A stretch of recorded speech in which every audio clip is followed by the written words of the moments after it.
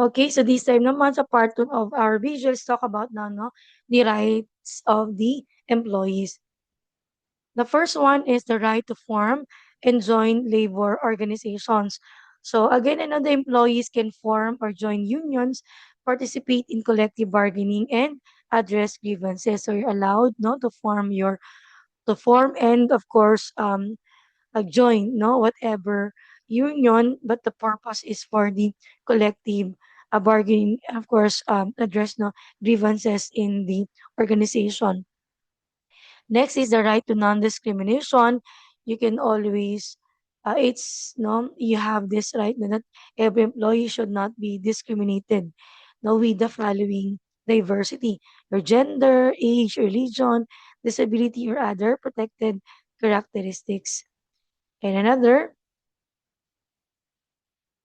is the right to receive benefits. Yeah, no, we are entitled to receive the following benefits: the 13-month pay, service incentives, and other statutory benefits. So if we're talking about statutory benefits, no, in the Philippines, so these are the contributions to SSS. SSS stands for Social Security System, PhilHealth, and Pag-ibig. Now, in Social Security System, employer shoulders a larger share of contribution. It's 10%, while the employee shoulder the smaller share, which is 5%. So the total contribution, a combined percentage of 15% of the employee's monthly salary credit. For the PhilHealth, employer and employee share the premium contribution equally, 50% each. Okay, so let's proceed. So you also have the right to ethical and respectful treatment. Employees have the right to work in an environment free from harassment, abuse, or exploitation. Is the reason, why previously we discussed about, the workplace rules and regulation. So company or organization should set standards so that everybody will be following. It is for make the atmosphere or the environment of your workplace free from any hazards, harassment, abuse, or exploitation.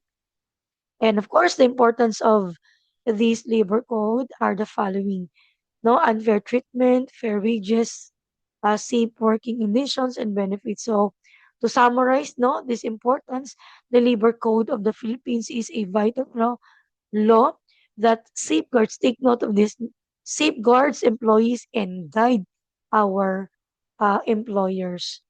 And of course, understanding its provisions ensures that workers know their rights and responsibilities, contributing to a fair, safe, and productive workplace.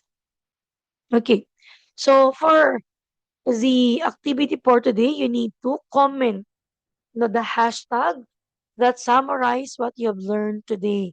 For example, hashtag rights and duties. So short explanation or sentence shows the balance between employee rights and responsibilities. Now, if you are not using, your name as your account here in YouTube, then you can comment your name so that I can recognize that hashtag.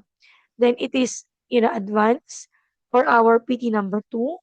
Um, if we will be permitted, we will be having good weather tomorrow, then we will have this performance test number 2. Prepare your materials, no, short bond paper, coloring materials. Okay, this will be the instructions for performance task number 2. And these are the criteria on how to evaluate your um, poster or your performance test number 2. Okay, so I hope you learned something today.